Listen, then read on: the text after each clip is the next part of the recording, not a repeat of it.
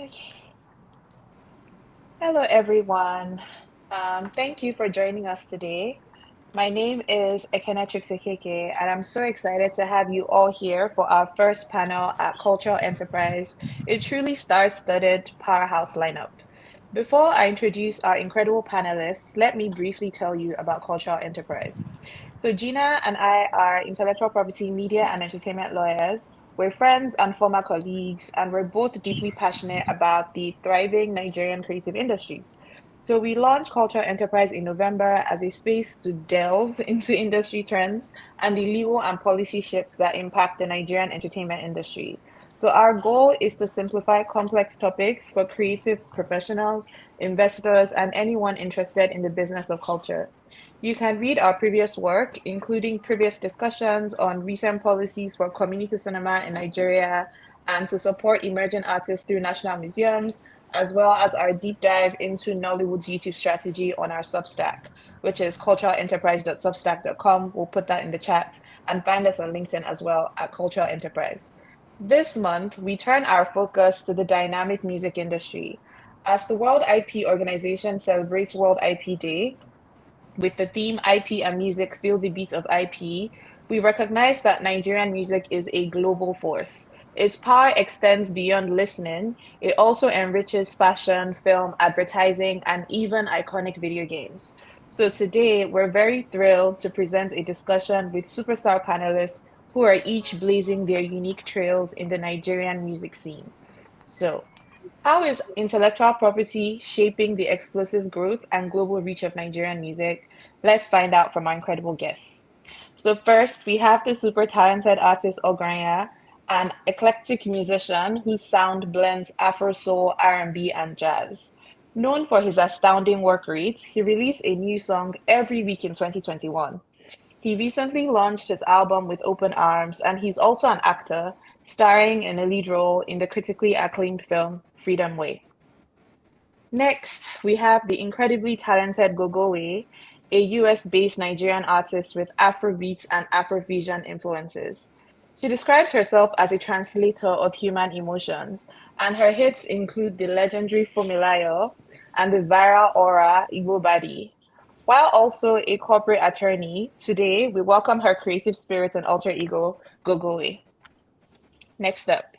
Joining us is Camillo Doregos, an international entertainment executive and co-founder of DC Talent Agency, a talent management and booking agency representing African artists, DJs, and performers. Doregos has brokered influential global collaborations across music, fashion, and film, and he works with a diverse roster of artists, including Fields, Carlo, and Uncle Waffles. We also have Unique Oliver, a music and entertainment executive currently serving as the music supervisor and music licensing lead at Spring Sound Limited. He provides comprehensive music services for various media projects. Previously, Unique played a pivotal role in licensing and publishing at Maven Records, and he has navigated complex landscapes for projects that you may have seen, like the Amazon original Ebuka Turns Up Africa, and the movies Adire and the Sugar Rush sequel. Last but not least, moderating the discussion is Gina Loko-Idoko, an intellectual property and entertainment attorney and my co-collaborator here at Cultural Enterprise. Gina was recently recognized by Managing IP and shortlisted for the prestigious Rising Star Award for her outstanding work supporting artists, brands, and creative projects at Dentons-ACAS Law. If you have any questions as we go along, please feel free to drop them in the comments. We'll have time for Q&A after. Over to you now, Gina. Thank you very much, Akene, for the introduction. I would just like to take some time to thank all panel members for taking out the time to be here with us today. We look forward to your very insightful contributions to this. So, just for very quick house rules, each panelist will have about 3 minutes to discuss the questions. At the 2 minutes mark, I would raise my hand just so I don't disrupt your flow, and then you can start the roundup process. We'll try to keep this very quickly so that we can stay within the 1 hour mark. So, that being said, we'll jump right into it. Our first question is for all panelists. We can go and I'll probably just mention your names to answer the question first, and then we move on that way. So the first question, as I'm sure you are all aware, we all agree as well that music permeates so many aspects of our lives. Can you all just give an example of a recent project or collaboration where you saw the power of music's integration across different industries and how IP played a role in its success? So, can we start with Unique? Oh, okay. I already set up. I thought I would be the last person. All right. Yeah. So I think for me, my 9 to 5 involves music and media. So if it's not music and fame, it's music and games. If it's not music and games, it's music and UGC platforms. Like some social video sharing platforms like TikTok and everything. So I would say for me, down from the discovery phase, because most times I discover music based on social media usage, and I'm like, oh, I'm going to use this music for either a film project or a game project. So your question, I think my last project, okay, one of the projects that got released last year was Christmas in Lagos, and I was so happy to be able to use commercial music from the trailer down to the movie itself. So I think that's one of the exciting collaboration, and everyone who had to watch that movie had things to say about the music. So I think those intersection, they're always wonderful, and I think the good thing is you just being in the middle of the guys from the film side and the guys from the music side. Like, I remember even for the trailer we had to use Phil's music, and interestingly, Mr. Camillo here was on the other side of the business. So it's quite interesting when we meet each other like, oh, you were the one sending me that email and things like that. So I think for me, it's always nice when you are working with the film space and you are working in the music space. And I think before that, the other projects as well, I think Ebuka Turn of Africa, we also met via email. So I think it's always interesting when you are in the middle of music and media industry, and it's something we've always loved to do. Thank you so much, Unique. And so we'll just go right to Dorigos. Yeah, for me, it's like Unique said, like, I've worked on a couple of conversations with Unique, maybe Christmas in Lagos, or probably an IP like Turn Up, produced by Fields and done by Olamide as well as a performer on the record. Just working together in different spaces across both movies, both alcohol, brand partnerships, sync licensings on advertisements on TV, whether be it Cash App with other clients of mine. Basically, just working across different industries, basically that needs advertising, thereby using music as a tool, basically to get people's attention on those particular placements. Yeah, quick for me. Thank you. Thank you. Ogranya? So recently, I got to do a listening in Port Harcourt for my most recent album, and it was it was it was interesting to see how different different entrepreneurs latched onto the event. For instance, the drinks that were sold, the cocktails that were sold that night, were branded and named after the songs on the track list of my most recent album with Open Arms. The the lighting was done to the shades and the tones of the album cover, the t-shirts that were sold as well. Everything just basically the music dictated how these different entrepreneurs presented themselves on the night. So yeah, that's the kind of intersections I've been privy to. Yeah, that's quite interesting. So a bit of fashion as well Mm, there. yeah. Nice. Thank you. And Gogoway, please. Yeah, so mine would be on my recent track, Aura, Feel Body. So it's really within the music industry, but across like different genres. So when I produce my songs, I typically source for instruments, online, and I found this really amazing beat maker, and I, licensed his beats, and also got a guitarist, a live guitarist, play on the song, and then I did the melody, and then the lyrics. So it was just interesting gathering all these elements to form this, eventual unique piece of art. So IP obviously played a role because I had to, you know, do some licensing agreements, especially with the musicians whose works I had, tapped into. So that was very interesting. Thank you all, and quite impressive that you all stayed within the 3 minutes timeline. Thank you. So I would move on to the next question, which is for you, Gogowé. So the theme right now, as we already know, speaks to innovation in the music industry. How would you say you've leveraged technology and innovation or innovative strategies to create, distribute, and monetize your music? And how would you say IP has helped to facilitate or hinder those efforts? Yeah.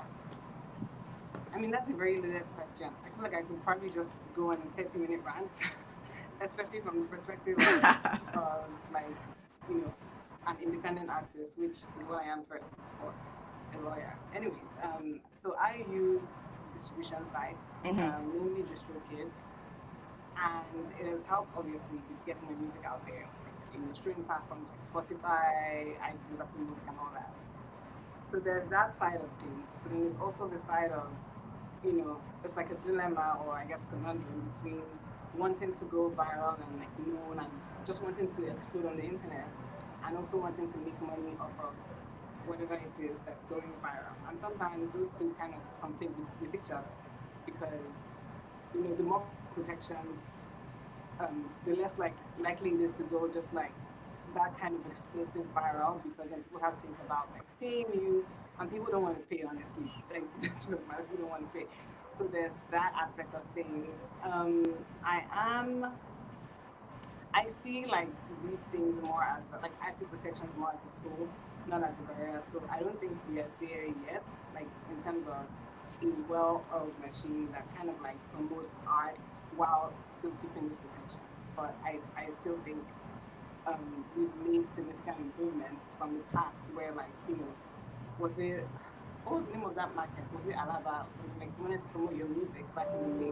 You would have to like Yes, pretty much pay with the films. people to plagiarize your things, and like that was kind of the only way to go about it. I think things are getting better now, but I'll still like to see some improvements that while protecting your rights and helping creators make money, there's still a clear path for like promotion and virality and all that.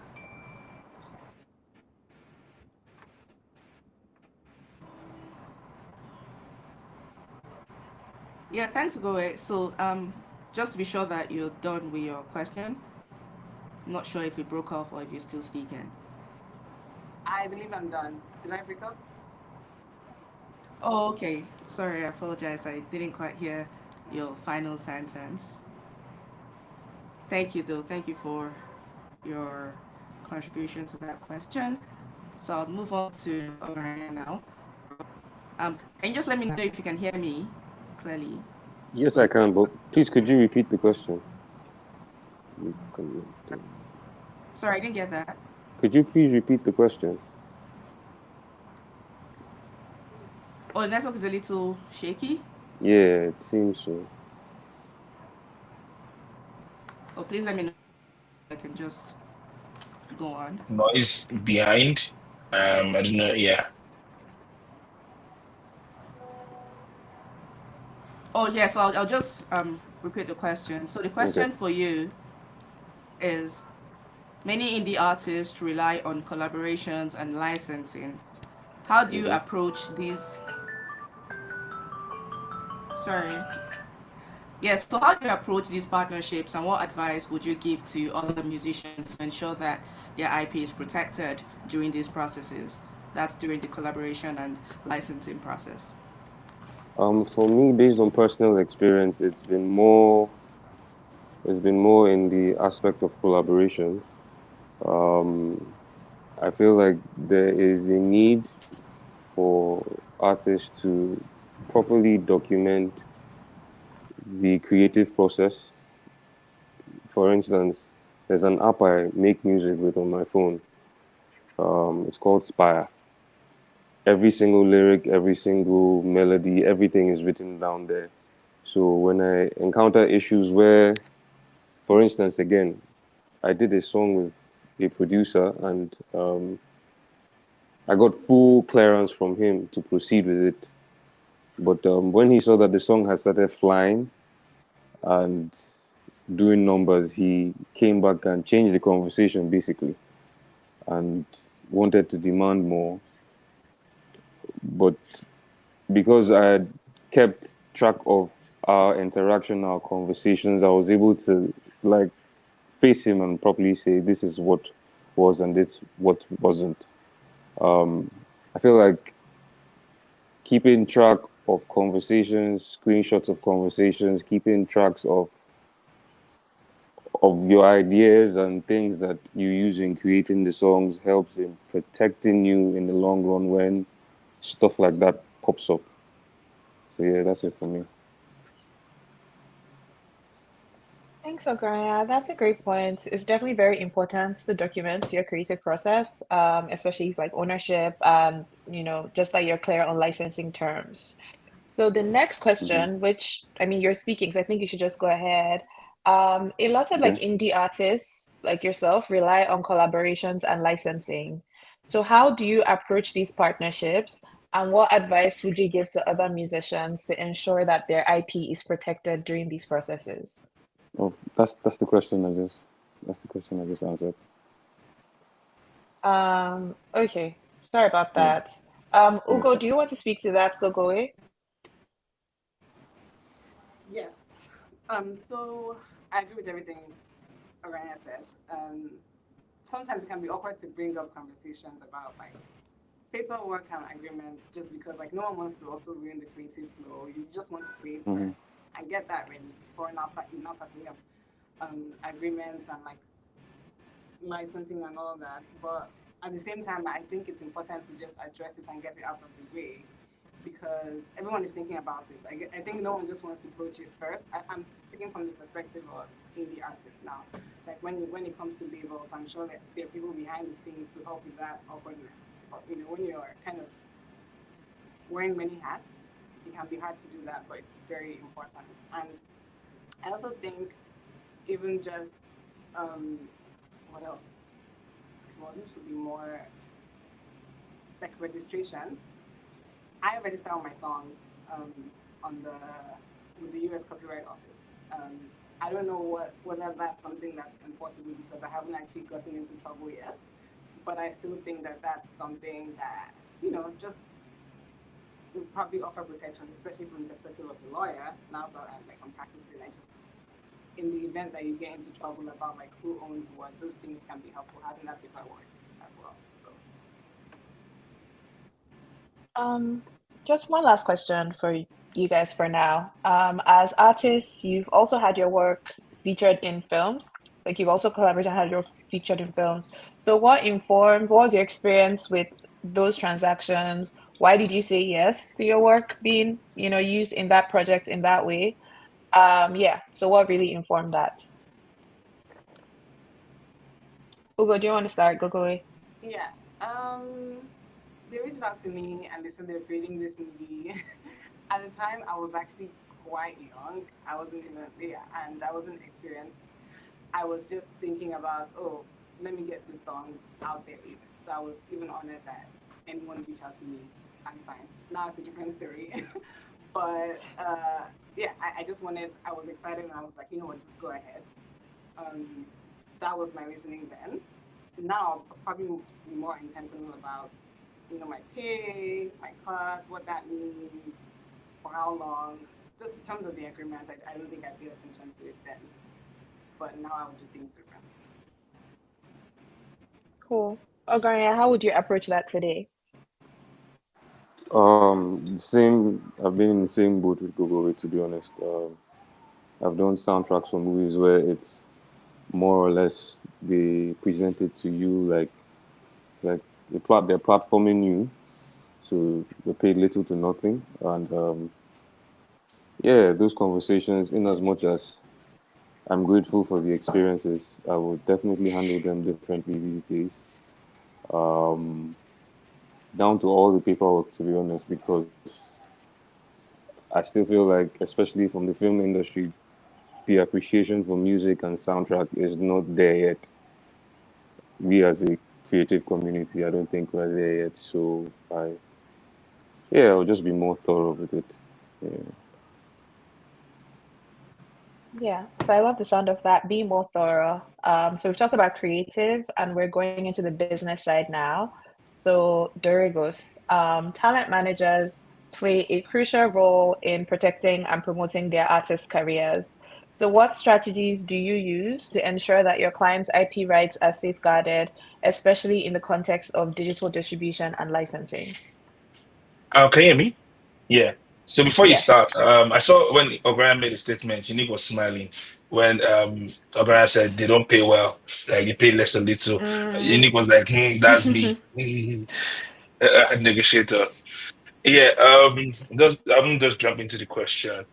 So I'll Mm-hmm. say for me, for us specifically, right, what we try to do is we try to make sure like once we have a record done by our clients, Mm-hmm. right, whatever work, whatever catalog we have, we kind of try to make sure we have the metadata like all like set out first, right?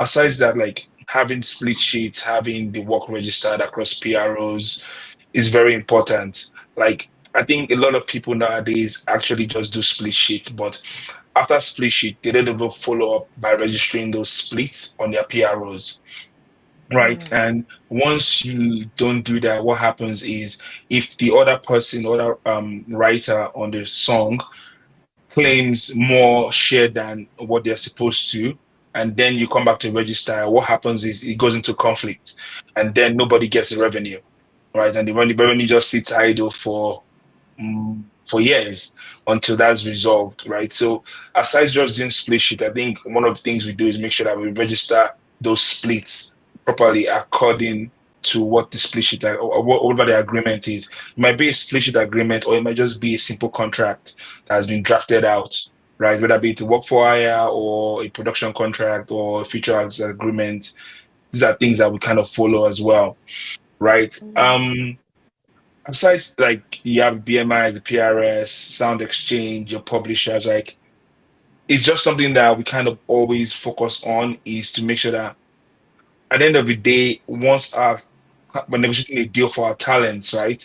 We kind of make sure that we kind of look out for their best interest, right? And try to kind of be fair, right?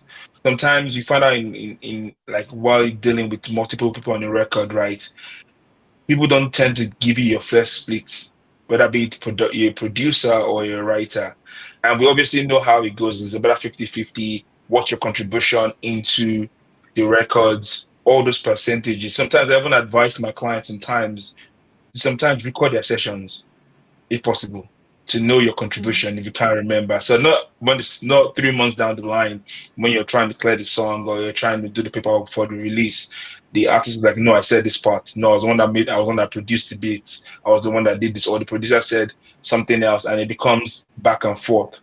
Right. So just to protect our clients, most of the time we kind of encourage them to kind of like record a session or even at the end of the session, probably have an agreement and say, I did A, B, C, D. Either have it on text or it's the business side of things and it's kind of harsh, right? I feel Mm. like if talents can't do that, then you have your team do that for you, right? Kind of reach out in a friendly manner and be like, hey, we just produced a record for you. We did A, B, C, D on the record. Just wanted to just, even if it's better by email, as the guy said, or having it by text. Yeah, we just documenting it is very important as well. Yeah. Thank you. So you've addressed what it's like to collaborate when you like your client is a musician and they're collaborating with other musicians, record producers. So how about when they're cross-industry collaborations, right? So how do you really negotiate and advocate for your clients when they're involved in projects like beyond music? So you talked about like film, gaming. I know like your client's work has been used in ads. So is this any different? How do you really advocate for your clients on those deals? Yeah, like me and Unique always go back and forth. Like, so we'll be like, I'll be like, okay, what's the usage basically? All right. So Unique is laughing like, yeah, Yeah. but like, it's like, what's the usage? Like, what's the duration? Right? What territories are we using? You're using those records or the content for? Right. So there are a couple of questions we need to ask first to determine the scope, right? Once we then find out, then we can come to a negotiation. Basically, what's the duration? Are you using just 10 seconds of the song, right? Aside that as well, is it an original record that belongs to us, or is it a remix, or is it a mashup, or is it a cover that's Mm-hmm. done by someone else, right? That you want to sample, though you know it's our record as well, right? Also we look at like the branding of the purpose of the usage as well. Like, does it fit morally with our client's brand as well? If it doesn't fit, then I'm sorry, we're not going to do it. Right? It's just things that we look out for as well. And then at the end of the day, we kind of look at what the final edit is, where's it placed in the record, in the movie, or in the game, or in the ad sync. Just get a copy and see to just determine if it actually fits. Yeah. And so all these basically will now determine whether we're doing it. Most of the time, we actually even try to go for non-exclusive, basically, so that to get our music out there as much as possible. I think one of my clients, her name is Carlo. She's one of like I think every other day we get a sync request. Mm-hmm. Like we look at her as the queen of sync, basically, because whether be it Love Island, whether be it Cash App, whether be it, I'm sure if I open my email in the next few hours, I'll probably find the sync request, right? And so she's been able to understand that her bread and butter is sync, right? And it's an IP rights basically. It's not just based on record sales on terms of like streaming platforms or mechanicals on like iTunes downloads and stuff, but sync is a very healthy path on on our revenue. Yeah. Thanks, Dorogos. So now we'll segue to you, Unique. Sync is something you've written about in the past, and how just licensing in general can also grow beyond sync. So, could you first of all speak about how, as a music supervisor, you bridge the gap between creators and content producers, right? So, how do you navigate the complex landscape of music licensing on your own end? So, Dorogos has spoken from the artist, the musician's perspective. So when you being on the other side, selecting music for film, TV, and other media projects, so could you tell us what your role is like and how you navigate licensing IP rights in this capacity? Yeah. Oh, thank you very much, Akeni. So I think for me, I spend most time fighting with the filmmaker first. See how the filmmaker can be very, very ambitious and tell you they want that, and they don't understand that it's another on the other end, because the music are telling you that this budget is not going to work. The film guys are telling that, oh, this budget is one of the biggest in Hollywood, for example. So it's us now trying to understand what is big to them is small to the other party. So when I'm reaching out to the Mm-hmm. other party, I'm not reaching out like, oh, I own the bag. I'm reaching out to somebody that understand that what I'm giving you is a discounted fee you're going to give to another music supervisor from another territory. So I come with humility. But when I'm discussing with the filmmaker, like, yes, you have a good budget, because you just have to make sure that you meet both party interests when it comes to collaboration. I'm still talking about the landscape. For us, when we get into the project, there are instances whereby we get to the project as early as the development stage. So as we are discussing strategy for the whole movie, we are discussing the kind of music that is going to be used. So there are instances whereby the client just feel like, oh, I want you in post production.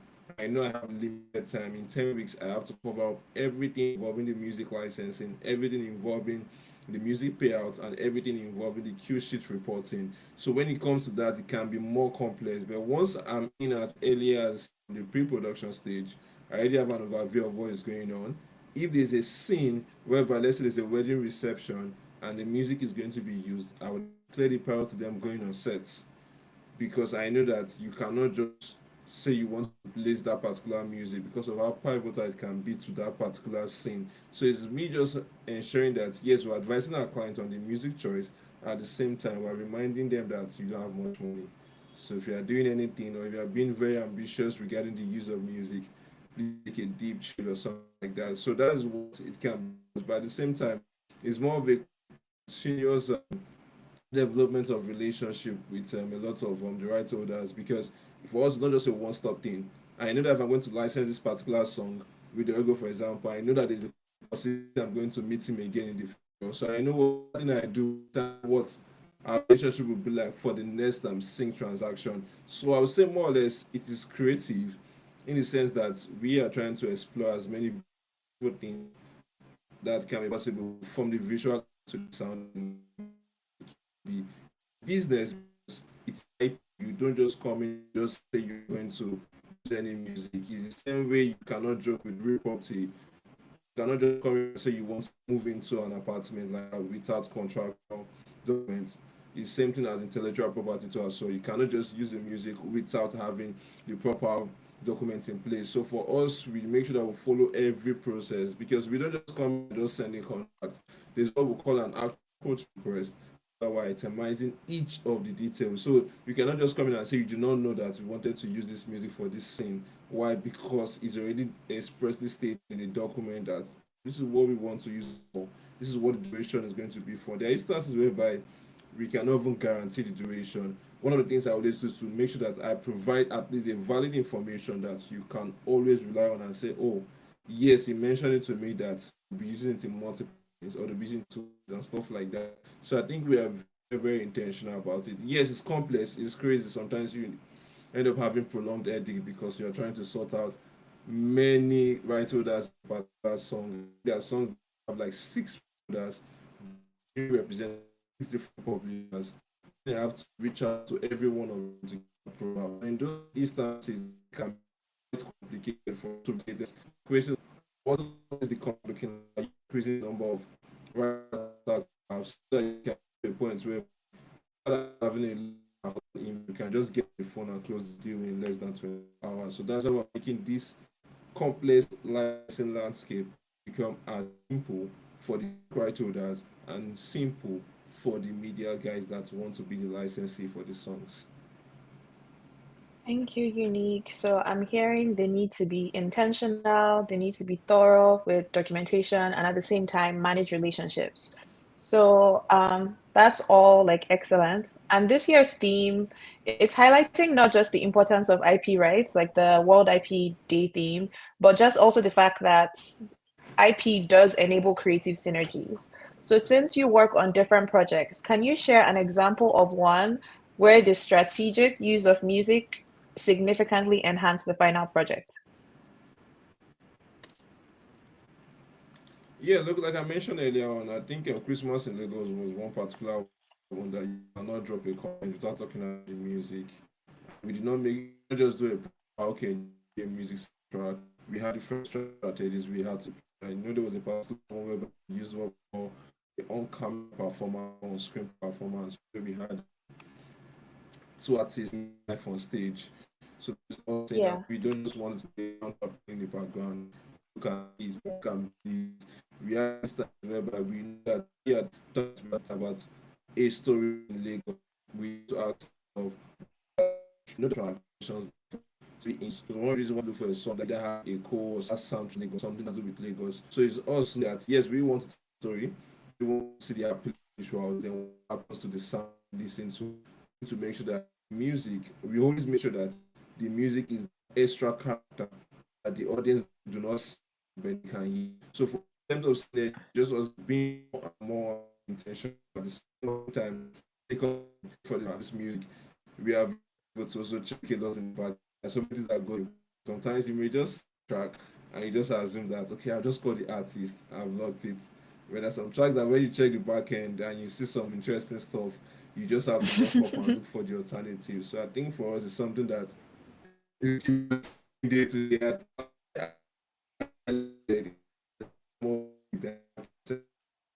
I'll say deselected called this an actual selection because it's easy for Mm-hmm. me to just look at the back and I know that this is a no-go area.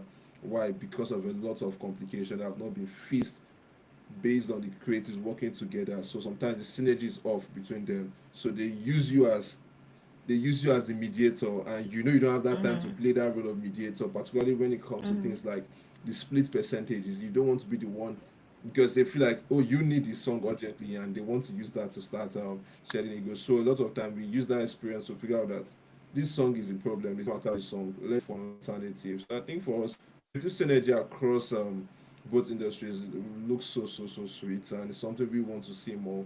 We've done it and we want to do it again.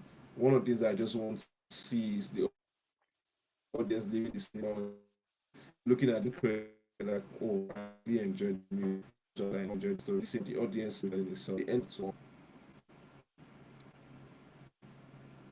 Thank you. I think you definitely achieved that with Christmas in Lagos. I saw that music was a really big part of the movie, and I don't think it would have been the same without those choices, like the on-cam performances with Ira Star. I think Ladipo, like that was a great job. So thank you for that. And I think you've already like led us to our next question.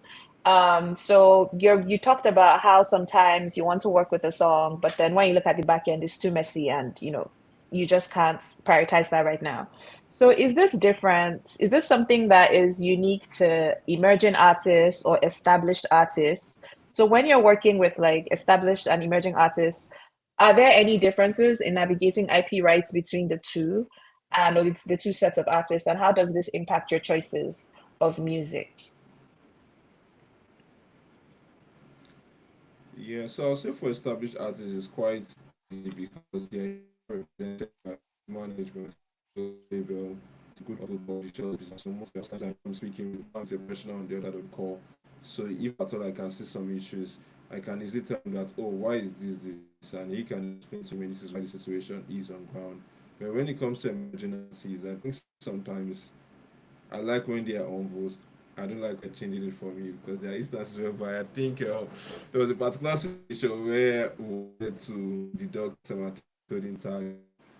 Imagine I told me that I'm trying to deduct coding tags and I'm going to drag it line. And I was like, where is that coming from? So as imagine that conversation should be smoother. There are instances where they believe that they don't mean are being rigid. There's a possibility of them being exploited negatively. So for me, I would say both parties have their own fair share of the good side and the bad side. So checking what it like. I've discovered what is really the one. Try as much as possible to look for a replacement. If I know that this person have a good contractual relationship, like not just one based on contract, based on part-time songs that we worked on in the past. I'm quick to like follow the same route the person expects so that we get the music done. So I don't think it's a subject of emerging or a subject of established artists. It's always the people surrounding them or the artists themselves. So it's a case by case basis. Thank you. Doregos, do you want to chime in?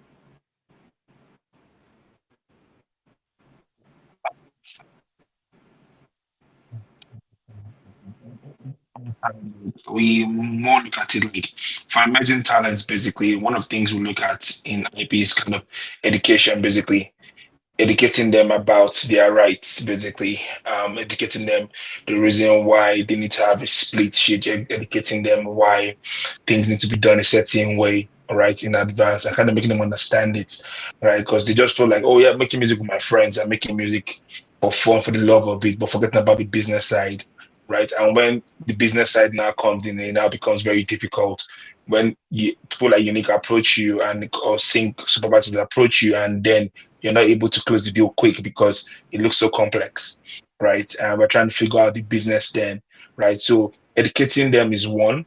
Also, another thing we try to do is kind of protecting them from signing certain type of deals, right, on their IP, because that's very important as well. Because at that point in time, they still need to build up their catalog, right, to have a very strong catalog for them to be able to use to monetize down the line.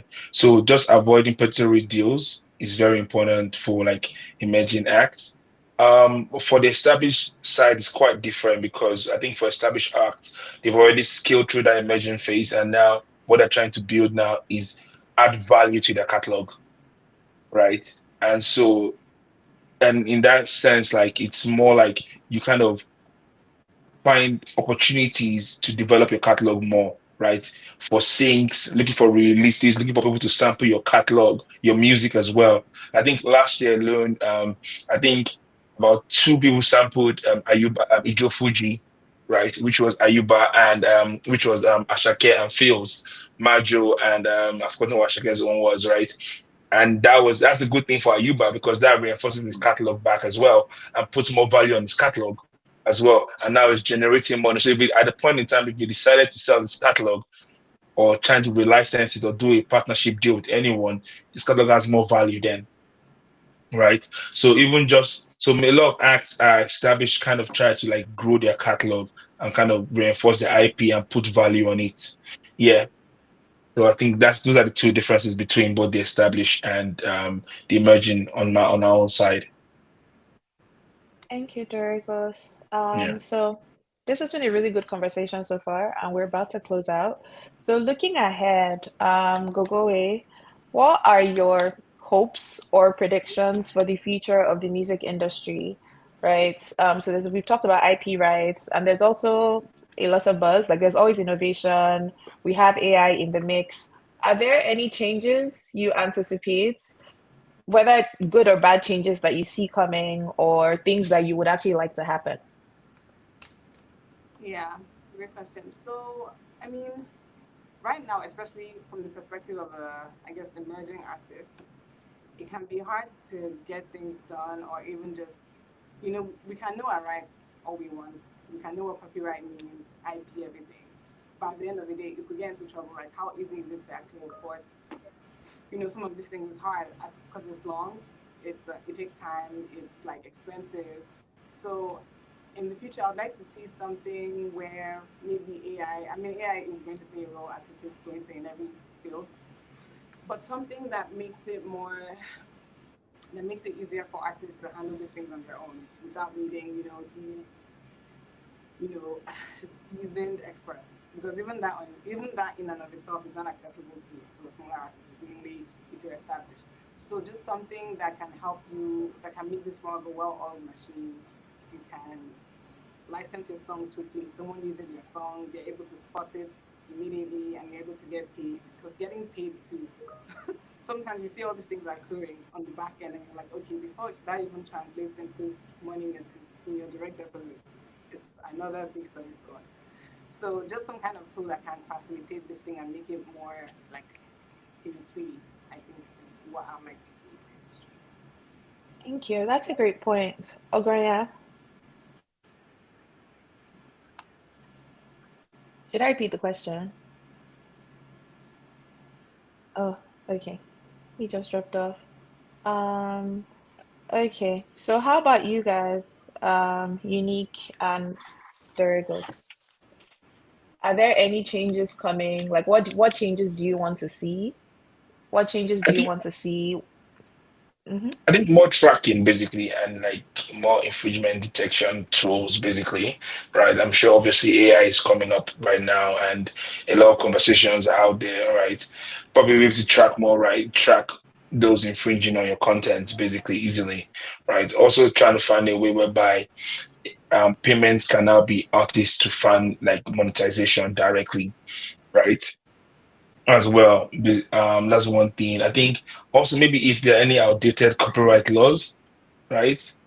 Kind of like seeing like things moving quicker and faster, basically, so that we can see more artists and more people claim their rights. Yes. And obviously like more lawyers like yourself coming up to help people that are like emerging as like Gogoway, if they and yeah, to help them when they have issues, like you get me, fight for it and probably yeah, offer maybe then offering more um revenue, what do you call it, split on terms of like what they claim back, so that at the end of the day, because there's a time we had an infringement, for example, on our part, whereby a bank in Nigeria, right, I'm not going to mention the name, used one of our songs, and we approached the CEO, and the CEO kind of just told us that, well, if you like, we can go to court. That there is startup, and like we'll play it out long in court, and it's Nigeria, and there's nothing that can happen, and that just kind of felt like, oh, okay, because it's Nigeria, and we just didn't have the energy, and we just left it. But a normal me would like be like, okay, let's go for it, and let's just pursue them down and kind of like see what we get. But when we did the calculation of what the legal fee was and what the probably payout will be, it didn't make sense. We would be spending way more money than, so that's why. But I hope we can see like laws that protects people's work and copyright. Yeah. Thanks, Doregos. Unique. Yeah, I mean, I think the thing we talk about Nigeria is the youth population. They will not talk about Nigerians in diaspora. So for me, if there's anything I'm so excited or anything I'm longing to see, is more legal consumption of music, particularly on the subscription side of the business. I feel if we have more people subscribe to a Spotify Premium on Apple Music, Boomplay Premium as the case may be, what just simply means is more revenue for the artists. I believe if more companies can say we want to do a campaign with music, is more sync revenue for the music right holders. So I feel we're at a point whereby even with TikTok, Instagram, and the likes being the legal platform for digital consumption of music with visuals, short visual. Sorry, I feel we're at a point whereby we just need to get to a point where we just need to continue having more of these legal usages so that we can be able to see the income. Because now it's normal for talk about publishing income, and you mentioned the likes of Snapchat, TikTok, and Meta. To a large extent, I tell people that even TikTok pays better than some of the DSPs.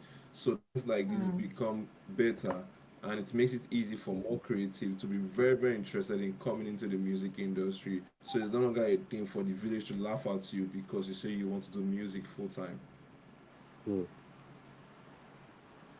Thank you. Ogranya, do you want to chime in about your expectations for IP rights in music industry, either things you anticipate coming, good or bad, or what you actually want to see happen? What I primarily would love to see happen,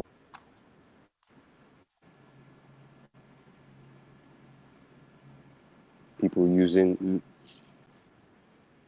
but I just want to see an honesty in a sense where people appreciate intellectual property and understand that music comes from the intangible first. I feel like it will help in just, it's like how other lines of work have more appreciation. I feel like the bricklayer, his work is more is more regarded as work than the songwriter who everyone feels like they can be songwriters. Everyone feels like there's nothing to that craft. So I just want to see like a deeper appreciation, and those times are coming. They're not too far. Yeah, that's it. Thank you. That's a really great note to end on. So, just to recap what we've talked about today, thank you all. So, we recognize like it's extremely important. Like, music is powerful, music is valuable, music powers projects like beyond us just listening to music, it powers other entertainment success in film, fashion, advertising, and the like. And it's important for musicians to protect their rights, musicians and the people that work with them, to protect their rights with split sheets, contracts, register with PROs where you can, use the copyright laws to the best of your advantage, register with the Copyright Office if you have access to that. And also, we also looked at just the things that you're thinking about when you're collaborating with other entertainment sectors, right? So it's not just about money, though that is important and that's necessary, but it's also about your reputation. It's also about just the general creative vision and making it happen. So, and with all this, relationships are definitely very important. And also the role of innovation in music management, right? So as we talked about like AI innovation, there's been a lot of talk about AI being used to create music, but it's interesting that hearing from musicians as yourselves and people who work with musicians, it's more like AI could actually be useful in other aspects of the musician workflow, right? Whether it is tracking, infringement, and giving artists more tools for monetization. And then there are challenges with enforcement, no doubt, but we are optimistic that with time we can genuinely grow this appreciation for IP that would support future monetization of better monetization of your music and other creative projects that you work on. So we will stop here. I don't see any comments in the chat, unfortunately, but I'm really happy that we had you all on the conversation. It was really good. Really appreciate all your different perspectives, and I'm really, really grateful that we had you on. So thank you all. Thank you so much. Welcome. Thank you. Thank you. The replay will be on YouTube for everyone to watch after. And okay, there's a comment. Someone says, Daniel Martin says, it is certainly not only in Nigeria where there's a push to discourage enforcement through weaponization of the conflict resolution process. So, Durgos, I think he's speaking to your points earlier of how the big company essentially bullied you into not enforcing your rights because it will be too expensive for you to do so compared to them. So, yes, that's definitely a challenge elsewhere, like in the diaspora or abroad.